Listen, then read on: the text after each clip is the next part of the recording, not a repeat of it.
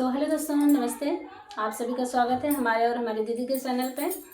तो आप लोगों के लिए आज एक बहुत ही प्यारा सोहर गीत है और वो भी पति पत्नी का नोक झोंक है। इस सोहर में आप लोग वीडियो को बिना स्किप किए देखेंगे तो बहुत ही आनंद आएगा। बहुत ही अच्छी सोहर है।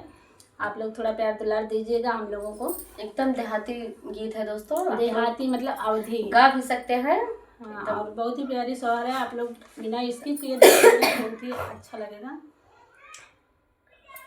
महुआ का चिकाना पतिया तारा से रासे डोलाई, तारा से रासे डोलाई हो पिया ओही तारे पलंगा बिछावा दुनाऊ जाने सोईती, दुनाऊ जाने सोईती हो पिया ओही तारे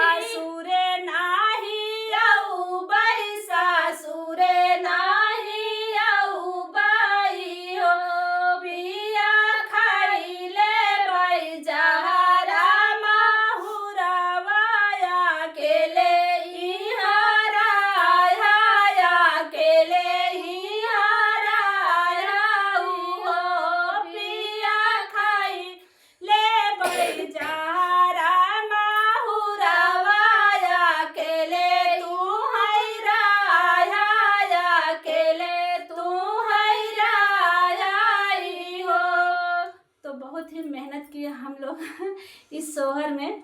तो आप लोग को कैसे लगा आप लोग जरूर बताइएगा, शुरुआत करके सुनिएगा दोस्तों, और तभी बिना स्किप किए आप लोग देखेंगे तभी अच्छा लगेगा, आप लोगों को भी अच्छा लगेगा और हम लोगों का भी मेहनत सफल हो जाएगी। तो बहुत बहुत धन्यवाद।